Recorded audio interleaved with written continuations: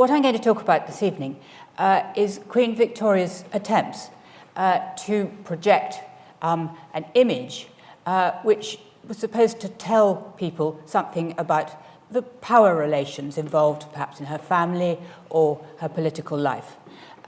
Queen Victoria, we all know that Queen Victoria was a very prolific writer, and each night in her journal she wrote 2,000 words, and it's estimated that she penned 60 million words in her journal over her entire lifetime.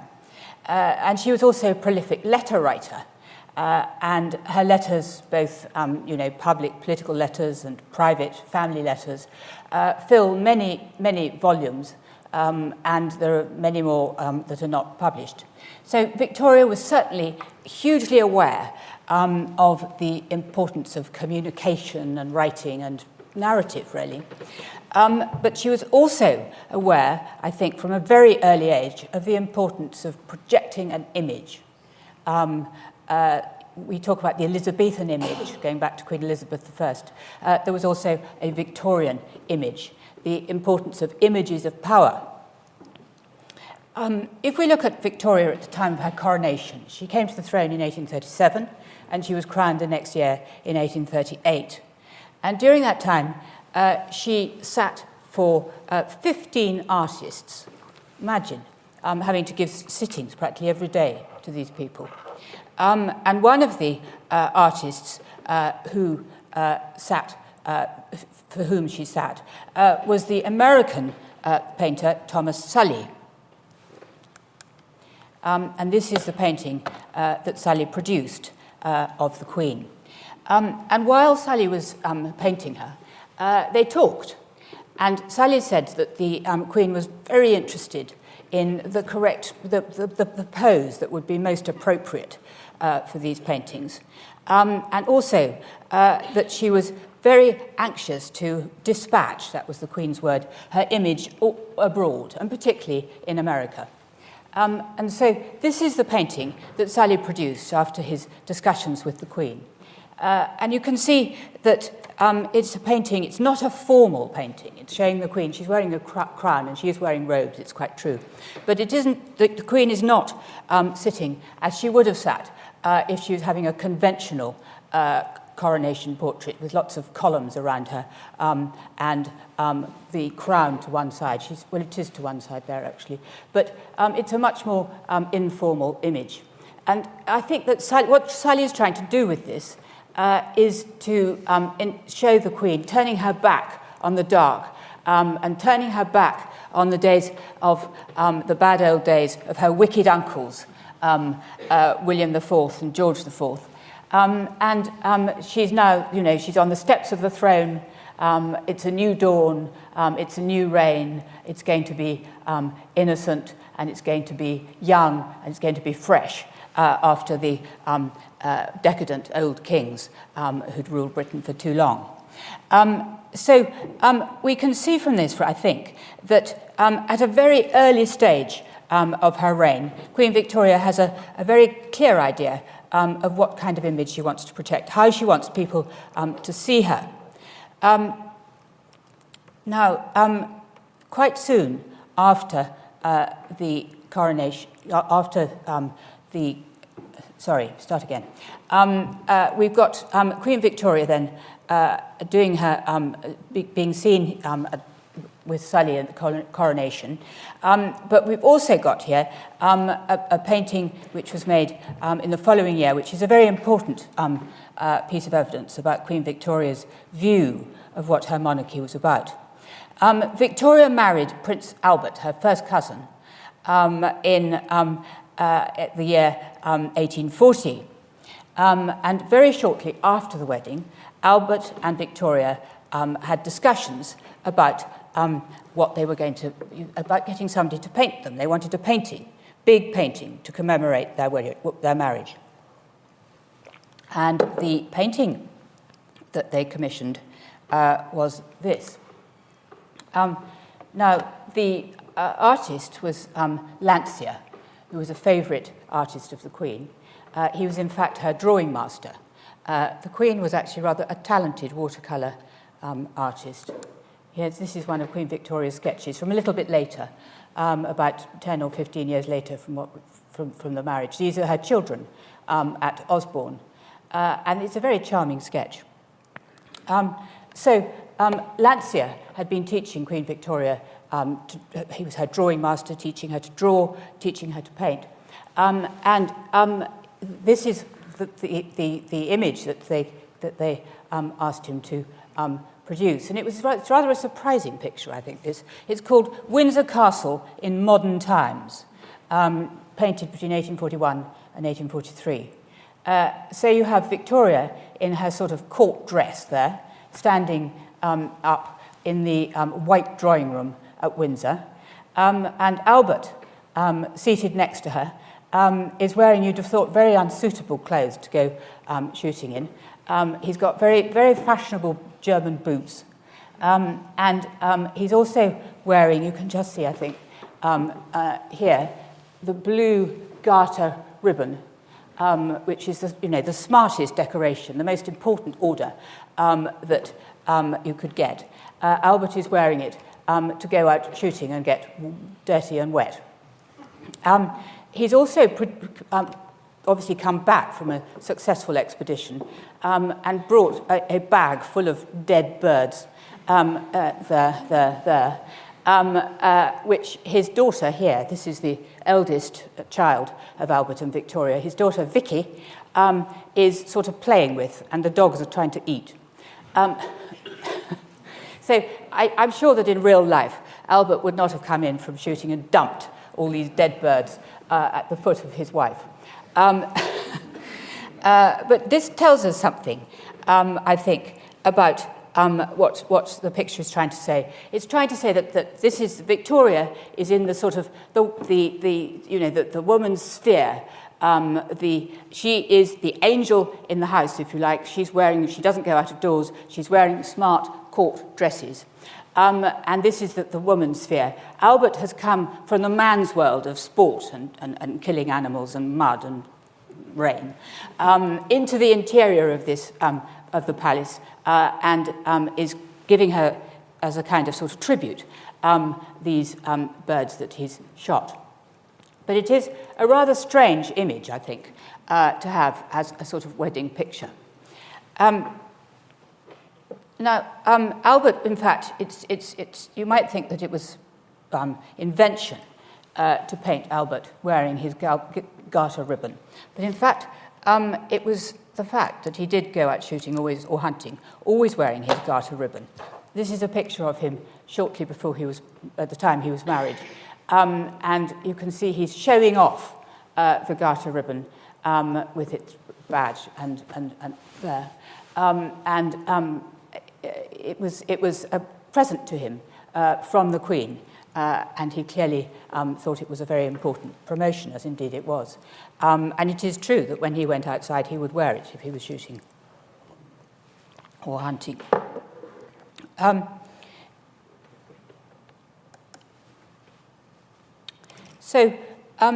Albert increasingly was, after the first year or two of the marriage, became discontented.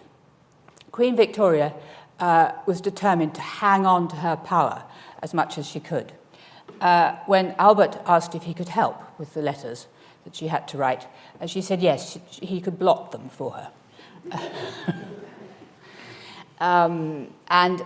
He said, well, could he have a task of his own? And she said, yes, he could put on her stockings for her. So Victoria was very resistant to the idea of admitting Albert to the sort of mechanics of her role as queen. But Albert, on the other hand, felt that he had been almost sort of, ever since he was a boy, trained to become Victoria's husband and also to take over the running of the English monarchy. Victoria was a woman. She was, in Albert's view, very poorly educated. This wasn't quite fair, but she certainly was less educated than Albert, who was a highly intelligent and extremely able man. So there's always some kind of tension between Albert and Victoria.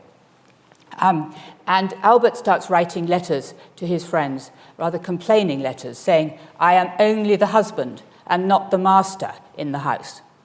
In other words, he doesn't have as much power as he wants. He's just there as a sort of, as a sort of, almost a sort of ornament. And that was not what he expected at all.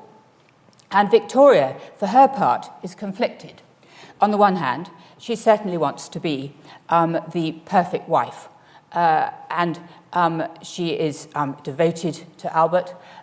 She wants to be the angel in the house, as we've seen. But on the other hand, she actually is incredibly bored, she has to admit, by the company of young babies. She really thought they were sort of, she writes letters saying that babies, when you're bathing babies, they look like little frogs. And she felt that that breastfeeding was absolutely revolting and something she was determined never to do.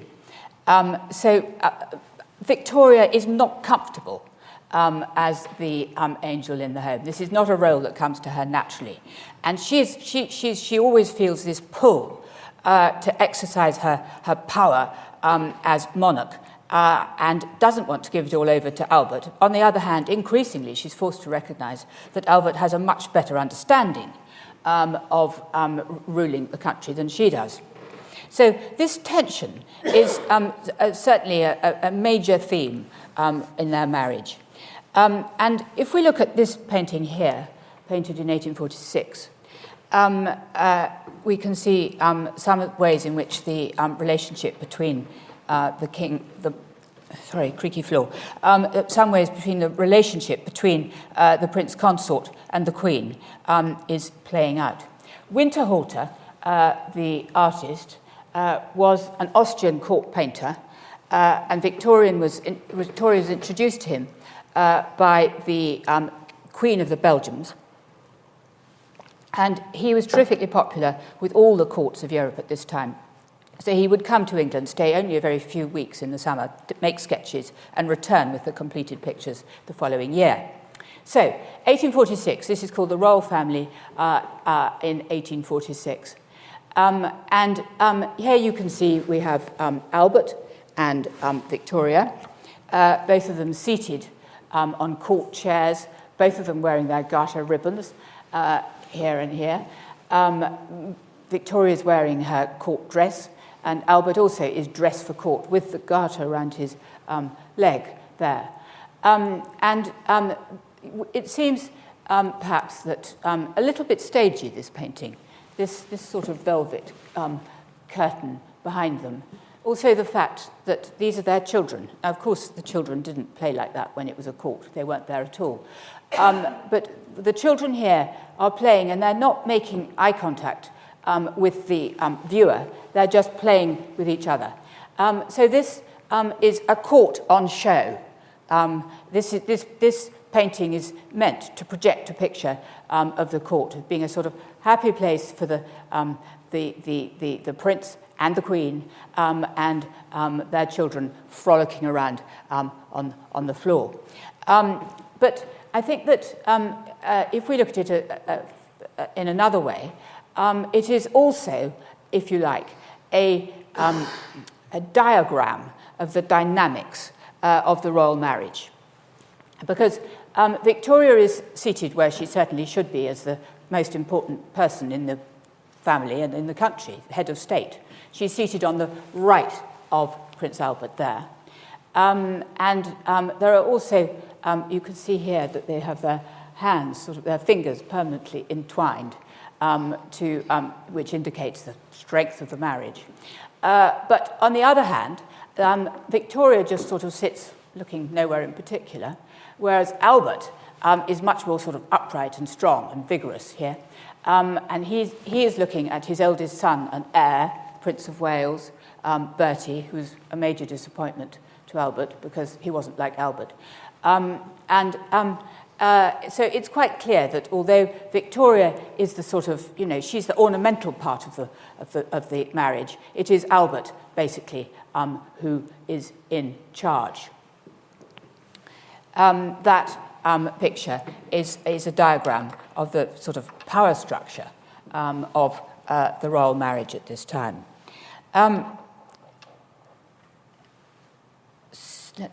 Moving on. Victoria and Albert, it's true they did have rows and they quarrelled, and Albert couldn't bear it because Victoria had a very bad temper, and so she would shout at him and then run through the palace, slamming the doors behind her. And Albert would sort of follow rather sort of sheepishly, and then he would write her a little note telling her that her behaviour was really unacceptable. But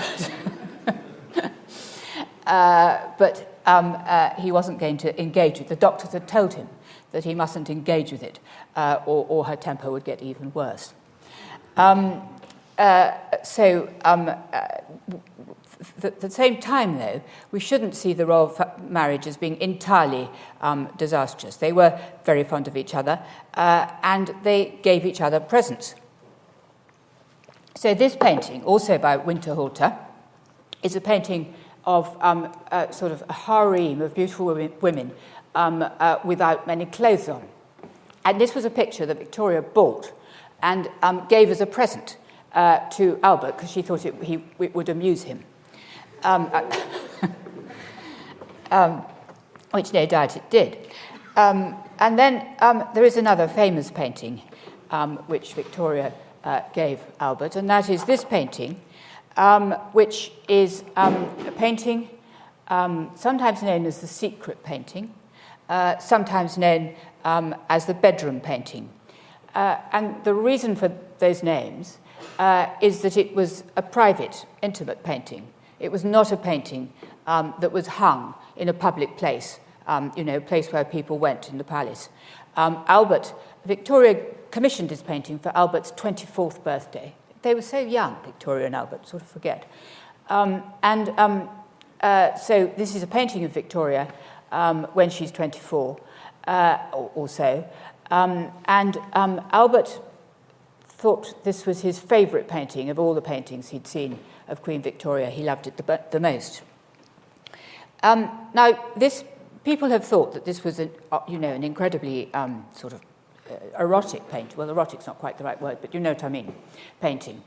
Victoria has her hair down, she's wearing a sort of nightie or a very loose white dress, and it's clearly not her normal everyday image.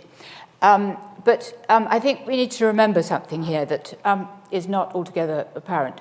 You'll see that she has her mouth sort of half open, half parted, and you can see her teeth. Well, Victoria had rather large teeth, and whenever she was painted, they sort of come in the paintings.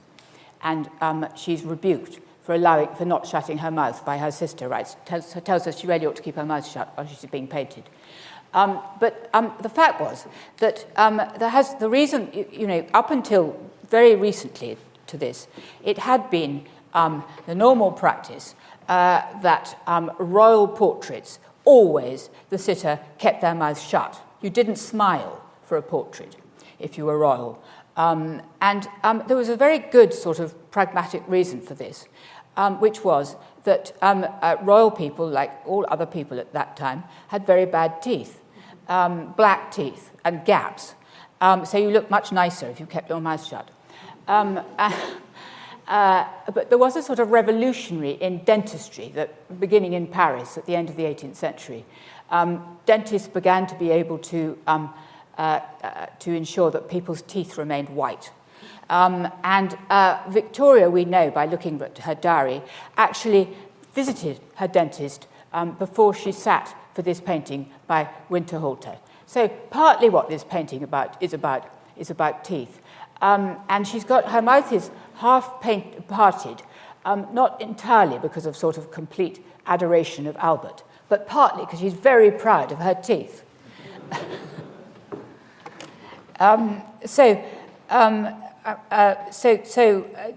These sort of presents that go between Albert and Victoria, they also gave each other quite a lot of sculpture, which is at Osborne still today, and which we would think was something that Victorians would deeply disapprove of and cover in fig leaves. But Albert and Victoria were not like that. They were not prudish. Here we have another painting by Winterhalter, painted in 1859. And by this time, it seems that the quarrels in the royal marriage are slightly improved, and that some kind of arrangement has been made that Albert will be allowed to do the office work, do the paperwork, and Victoria, with her 9 children, will try to recover. But here she is. This is a much more conventional painting than the paintings that we've been looking at before. Here is Victoria sitting, wearing robes of state, incredibly smart, and robes with sort of fur in them. And she's wearing a crown. She's got the imperial state crown with the Maltese cross on the table beside her. She's surrounded by these columns, which always, columns, the bottom of columns imply that you're at the beginning of a long and strong life, which Victoria certainly was. And out of the window here, you can see Big Ben, Westminster Hall. And the significance of that is it implies a partnership between the monarch and Parliament. It implies a constitutional monarchy that is working properly on both sides. And the Queen is holding some papers, which are presumably political papers relating to Parliament. So this 1859 Winterhalter painting was intended to be the sort of official image of the Queen, and it was very much copied by people making prints, Victorian prints and etchings. It was frequently seen. And you get the impression from that painting that really everything is, in control and going well. And the Queen is on top of her job, and everything is all right for the monarchy. But in fact, of course, that was not at all true. And in 1861, Albert died suddenly on the 14th of December, 1861, at Windsor, after a short illness, possibly typhoid, which is what the doctors at the time thought, certainly more likely to have been either, people think nowadays, either Crohn's disease or possibly some kind of cancer. But anyway, Albert died very suddenly, and Victoria was absolutely devastated.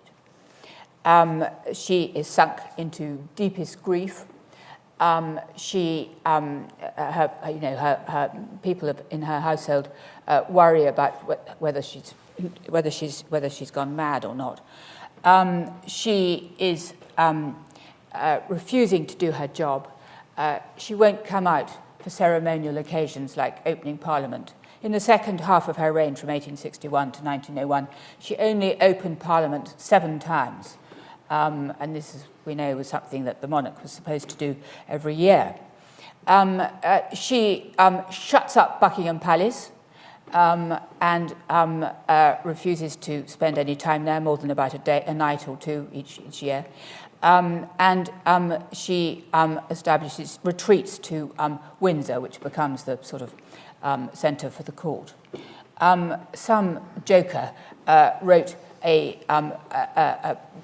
notice which he posted outside Buckingham Palace saying, "This commanding premises for sale or lease owing to the declining business of the occupant."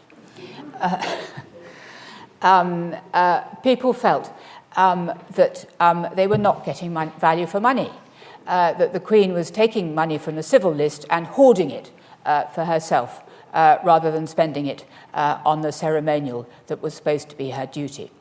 The Prime Minister, Gladstone, at this time, 1871, becomes incredibly concerned that the monarchy is going to somehow not survive. He puts huge pressure on the Queen to appear in public, to be seen, even for the shortest period of time, and Victoria absolutely won't. There is even the beginning of a Republican movement, which for Britain in 1870 was a very sort of unexpected development. In fact, the crisis of the monarchy after Victoria's retreat from public life in 1861, which culminates in 1871 with the Republican movement, this is really as bad as the abdication had been, or was to be, rather, in 1936. Now, once again, Victoria does attempt to use images to propose her point of view to her people. So we have this image here. This is another painting by Landseer, who, if you remember, painted that painting, Windsor Castle in Modern Times. The title of this painting is Her Majesty at Osborne, 1866. This is 5 years after Albert's death. And it is meant to convey the grief, but also the dutifulness of the widow queen. So it's a study in mourning. Here we've got Queen Victoria riding side saddle on her black pony with her black habit. These are two of her daughters, Helena and Beatrice, the two youngest daughters, princesses, wearing black round their necks, black ribbons on their hats. And there's also a lot of, the man holding the horse has black socks, black kilt, black everything. And there's a lot of emphasis, too, on the importance of obedience. This dog here, sitting like that, extremely obedient. Queen Victoria was a great dog lover. She usually liked having collies. So the dogs have to be in the picture. And then these are her official, her documents, her letters that she's been opening. And I don't know if you can see from here, because this is very small, but they're covered in black edged, the envelopes, which was, when you were in mourning in the Victorian period, you had to write letters with black round the edges. And Victoria goes on writing black edged letters for years after Albert died. So this is a painting about a woman who is incredibly, still deeply grieving her dead husband, but also trying to do what she can for her people. So that you find, the letters, the red box there, the gloves which she's thrown on the floor as a sort of also part of the iconography of power. And so despite herself, the picture is supposed to say, the Queen is just working away for her subjects, even though she's totally sort of devastated still by the death of Prince Albert. And so we have the stormy sky in the background and the beginning of some sunlight, perhaps at the beginning. There were two paintings of this, one in this dark, stormy background and another with a much lighter background. Now, I don't know what you think about that as a sort of message to your people. You might be a bit surprised if that happened today, that the royal family did that. But it didn't produce the desired effect. A lot of people were very scornful of it. When the picture was hung in the Royal Academy in 1866, there was a great deal of criticism. And the main point that was criticised was not, the painting of the Queen or anything like that. It was the fact that the Queen on her pony was being, the man who was holding the reins, presumably therefore in control, was this very handsome Scot, the Queen's Highland servant, John Brown. And you can see that he has got lovely legs. He was a very statuesque figure of a man. Can you get statuesque men? I'm not sure. Anyway, there was a great deal of gossip. And there were articles in the newspapers saying that really this was completely inappropriate, that the Queen should be in such close proximity to a servant, and that it implied a relationship that was entirely improper, and was something that should be condemned. So it doesn't really work. I mean, in a sense, I think the fact that Queen Victoria was prepared to allow her servant, John Brown, to be painted in that pose. If there'd really been something going on with this relationship, she surely wouldn't have put out this picture to her people. It would have been a secret. But she was too naive to see how it might be interpreted, and she allowed this marvelous study of John Brown to dominate the picture, with her just, him holding the reins and her just reading the letters on the horse. So this painting is not a great success in doing what Victoria is trying to do, which was to project an image of power. It really projects the person whose power emerges from this painting is actually John Brown, not the Queen. However, for Victoria, there was now a new way of going about things. This painting here, this is a photograph here by Downey, the royal photographers, and it's interesting because it's a study. Instead of doing a sketch of Queen Victoria on her horse, the painting we've just looked at Osborne in 1866 in the Isle of Wight, what we have here is a painting, a photograph being used, and this gives us also a sense. This is John Brown. This is one of the princesses. This is one of the dogs from the painting, and we perhaps get a bit of a sense that one of the reasons why Victoria was so, anxious about appearing in public might have been that she had actually put on an enormous amount of weight. Something like 3 stone. And as she was only 4'11", she did look much stouter than she had before.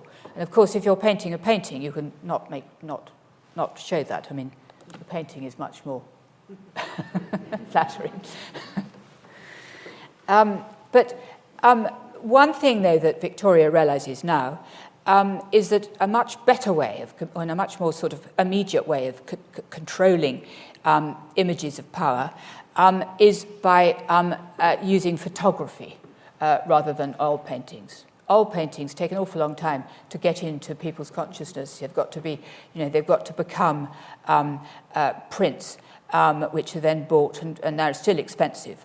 But photographs are a much better way of projecting an image. And in the Victorian period, when photography begins in about the 1860s, there is something called a carte visite, which is a sort of postcard-size image with sort of round corners with a photograph on. And these carte visite were, you could buy them at a corner shop. They weren't very expensive. It meant that you had a sort of sense and you knew what the person looked like, the Queen looked like. And figures about carte visite show that Queen Victoria's images were by far the most popular, followed by her daughter-in-law, Princess Alexandra. So there is a sense in which, there's the beginnings of a communication in this way. Victoria could, again, control the story. So, for example, this is Victoria and Albert, a photograph taken just months, actually, before Albert died in 1861. Again, it's trying to sort of use the iconography of a painting with this sort of column here, and the royal couple, Victoria looking rather annoyed. I think people, particularly Victoria, looked annoyed in these paintings, in these photographs, partly because they had to stand in the same pose for so long. So, I mean, if we're going to hold a smile for 10 minutes, it's going to end up as a sort of grimace. And Victoria particularly didn't like being photographed, as you can tell from that photograph, perhaps. But this is now the sort of thing that Victoria is able to do with photographs. This is a wedding photograph. And the people who are getting married are here, Princess Alexandra and of Denmark, and Bertie, Prince of Wales, Victoria's eldest and disgraceful, she thought, son. So they're getting married. And this is 1863. Victoria has been a widow for 2 years, but she still thinks it's far too early to be happy. So all the wedding photographs are taken in front of, with the grieving widow, Victoria, in the middle, paying absolutely no attention to the married couple, but sort of in a sort of, you know, a sort of completely adoring sort of, you know, connection with this bust of Prince Albert. That's Prince Albert there. And so the idea is that by far the most important person, and the person who we should really care about here, is the Queen. And the Queen cares about Albert, who dominates the painting. And these are the photograph. And these two, Alexandra and Bertie, really don't matter at all. They're not, even though it is their wedding. So Victoria allows her grief to become a tool, which means that she basically steals the show from her children. So that photography then is important. Now, the other thing that is happening at this time, in the second half of Victoria's reign after 1861, is that the political power of the monarchy is declining. And this is largely because of things which are totally outside Victoria's control. Basically, the growth of the electorate, the Reform Acts of 1867 and 1884, which mean that many, many more people are given the vote, and that governments are now elected by the people, and perhaps you could say they're also appointed by Parliament, but they certainly are not appointed by the monarch. At the beginning of her reign, Victoria had thought she could influence the appointments of governments when she tried to keep out Robert Peel in the bedchamber crisis. But by the sort of second half of the reign, it's quite clear that the monarch is just, a formality without real political pull. But what is interesting is that Victoria develops new spheres of influence, new types of power. And one of these is the empire, and particularly India. Victoria had a very strong affinity for India. She loved Indian people, and she in exchange was much loved by the Indians. Now, partly, I regret to say, Victoria's love for India was, you might call it plunder. I don't know if anybody knows what Victoria is wearing here. She's wearing such a magnificent diamond that she doesn't need to wear hardly any other jewellery. This is the Koh-i-Noor, and this is a painting by Winterhalter, again doing his duty. A painting of the Koh-i-Noor made in 1856, just after the Indian Mutiny, actually. And here is the Queen, defiantly wearing this amazing jewel. Victoria, on the whole, was not particularly greedy about plunder from her colonies, but the Koh-i-Noor was an exception. Victoria really wanted the Koh-i-Noor to be presented to her. It was taken from the Punjab at the time of the Sikh Wars in 1850, and it was presented to Victoria, who allowed it to appear at the Great Exhibition in 1851, but otherwise it remained in Victoria's crown jewels. And it is Victoria here is the sort of, the flagship for at that time, the biggest diamond in the world. But I think that there was a much more extraordinary relationship really going on between Victoria and her Indian empire. Victoria never went to India, and I don't think we can criticise her there for that. It would have been unthinkable at that time, really, for a female monarch, I think, to go to India. But though she never went there, she was, in a sense, everywhere, all over India. The Indians were made to be, by the British, extremely conscious of Victoria. So, she was on the stamps, she was on the coins, and India was covered in statues of Queen Victoria. So she was very much a sort of presence to the Indians, even though she didn't really know what India was really like. And she was known as the mother of the Indians. It's this very sort of emotional relationship between the Indian people and the absent queen. And India also gave Victoria the opportunity to give herself a sort of, a pay rise and make herself an empress. Because in 1876, Victoria persuaded her Prime Minister, Disraeli, of whom she was very fond, because he did what she said, and she persuaded Disraeli to agree to her proposal that she should be made Empress of India rather than just Queen. And of course, there were some reasons quite close to home why she wanted to do that. Her daughter, Vicky, who we saw as a small child right at the beginning, Vicky was married to the heir to the German throne, the heir to the German Empire. So it would really not do if Vicky became an empress and was allowed to go through doors in front of her mother. That would be completely unacceptable. Victoria had to be an empress too. And so Victoria, from now on, signs herself Victoria R et I, Victoria Regina et Imperatrix. And it meant, I think, an awful lot to her. Now, Victoria did have some Indian servants.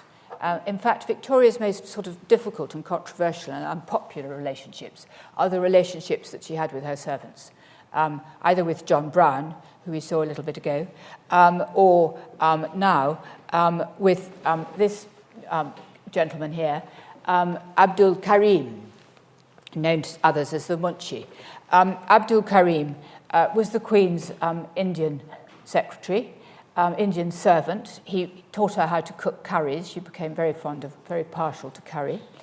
And he also taught her how to speak and write Urdu, so that she could communicate and understand the language of her Indian people.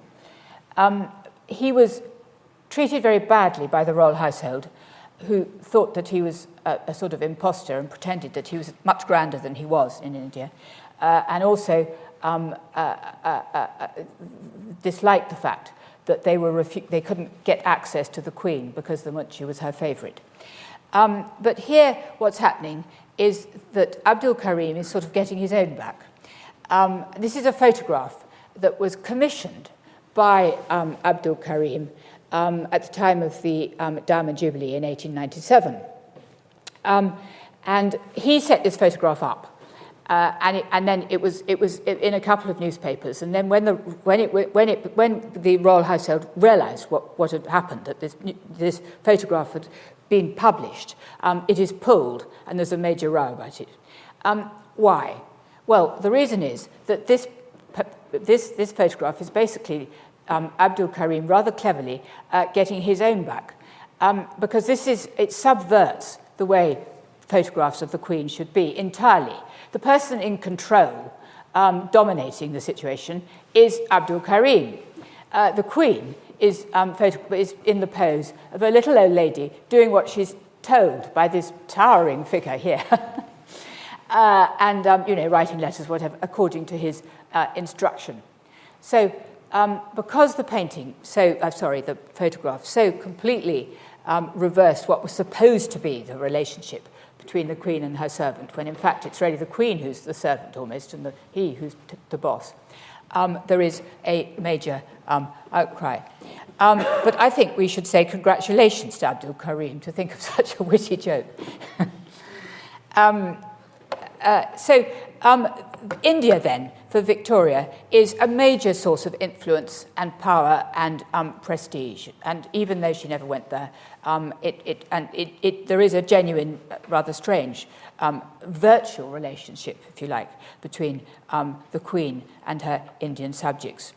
And the other new sphere of influence that Queen Victoria develops in the last 2 decades of her reign is the family.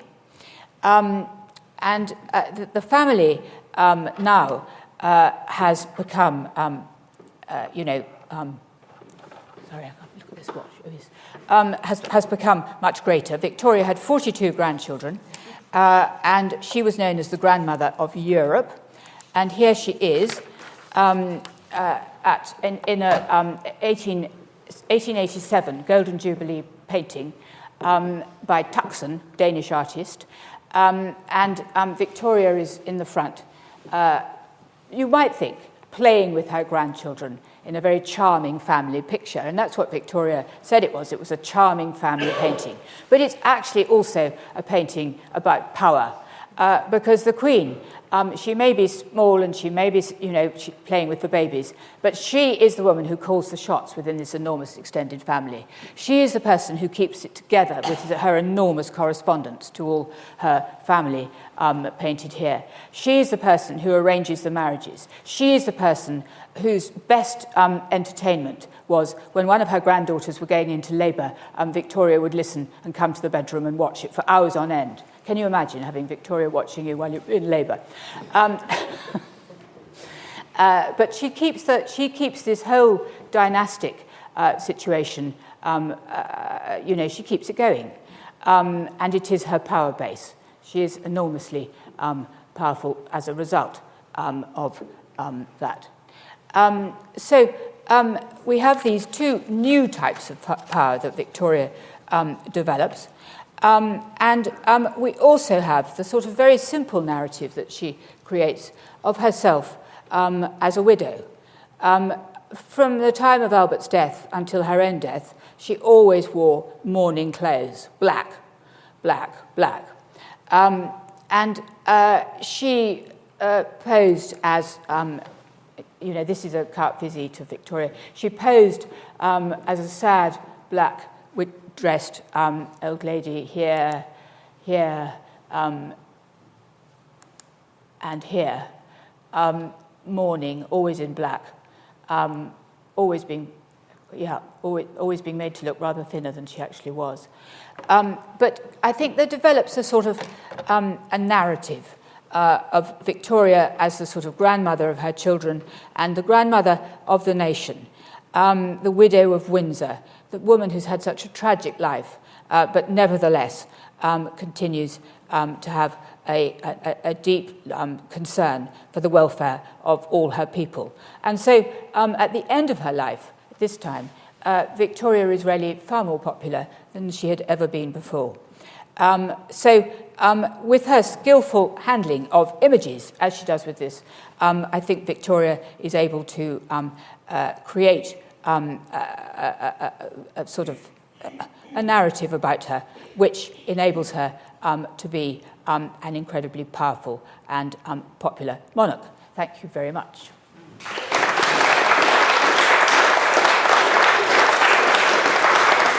Thank you. nowadays, royals and celebrities have their own image consultants to get advice on what sorts of image to project into the public sphere. Back then, I would imagine it would be courtiers, or would someone else step into that sort of role? I think that's a really good question. I think it was Victoria herself, well, on her image, especially the black. I mean, her family endlessly was saying, "Oh, for goodness sake, lighten up." She was at a wedding or something. She insisted on wearing the black, and I think she, from the point of view of the narrative and the sort of character that was being portrayed, perhaps that was sensible. But I don't know of anybody who was advising her to do that. Albert would have, but I mean, he wasn't around. Victoria spent a lot of time lambasting poor Bertie for not being like his father. Did he do anything to influence how she was seen after she died? You mean? Well, I think you mean yes. You mean to sort of affect her image. I think he did do a bit. I think that he and his siblings were all a bit worried about how she was going to come across for the last years of her reign. The last 40 years of her reign, when she really hadn't appeared hardly at all. So they started saying that this was a sort of holy period of Victoria's life and nobody should really write about it. Bertie also was quite clear that there shouldn't be a biography of Victoria, and that she should be commemorated just by publishing letters. And the letters that were published were redacted to take out anything about the womanly side of her life. So anything about children or babies or any jokes, they all went out. And they just show a picture of Victoria as being extremely sort of fascinated by politics and but I think, when Victoria died, she was incredibly popular. And everybody wore black. The shops were all, had black in their windows. People felt people were crying in the streets. They felt they'd lost their mother. And so I suppose that was not something that Bertie was going to go against. That was something that he was going to support. And of course, there is the story of Bertie having this last-minute reconciliation with Victoria on her deathbed. When she cried out, she couldn't see, she was blind, but she cried out for Bertie and gave her sort of and gave him a hug. So it's complex, his relationship. It seems that she was conscious of the power of the image from a very young age. But what's the origin of that? Was that something that came from her as an individual, or was she a product of her time? Was she influenced by the fact she was a woman, or how was she aware of it from such a young age? I think that is an excellent question. I don't really know the answer. I mean, when I was preparing for this talk, I found that conversation between her and Sully, which showed that she was obviously very alert to anything about her image. I don't know whether her mother, the Duchess of Kent, encouraged her to, encourage the idea of an image. All those tours that they went round, her mother dragged her around, but Victoria hated doing that. And stayed with people and visiting parts, royal progresses all over the country. I don't think so. I think it was something that Victoria had worked out for herself, so far as that may be wrong, but that's what it seemed to me, looking at what was going on. And it's also true that very little has been written about this by historians, so there isn't a great literature on Victoria and her image. That should be corrected, really. The period after Albert died was when she withdrew into herself. Is there a case for thinking that might have been a clinical depression? And if so, I haven't seen very much written about it. Yes. I think there are some people who thought that she was trying it on at the time. But I think that there is a school of thought amongst modern commentators that Victoria's grief was rather like the grief sometimes of mothers whose children had been killed in the First World War. It was sort of extreme grief, and it had become a sort of it had become a sort of psychological issue. It wasn't just part of the natural grieving process. She got sort of stuck in the grieving process. I think that I agree. I think there should be more work done about that. because there's an awful lot of material on Victoria's symptoms, a lot of people writing about her, around her, and she herself was writing a lot how she felt. And you know, pathetic things like you look at the watercolours that she did when she was after Albert's death, and they're completely gloomy and no people in them at all, and it's usually dark. I mean, I think she was depressed, definitely. Did Victoria have any real influence over her grandchildren, which included the German Kaiser and the Russian Tsarina? Sorry, influence over her grandchildren? Yeah, which included the German Kaiser and the Russian Tsarina. Sorry, the Kaiser of... Yes, Yeah, yes. yeah. Yes, she had the Kaiser and the Russian Empress. You mean, those two? Yes, Aliki. Well, I think she was absolutely furious when her granddaughter, Alexandra, or Aliki as she was known, of Hesse, married the Tsarevich, who became Nicholas II of Russia. She thought Russia was an absolutely appalling country and dangerous, and never should anyone go there. And I suppose actually she was proved right from Aliki's point of view, who died a dreadful death. And from the Kaiser, her grandson, she actually got on rather well with him.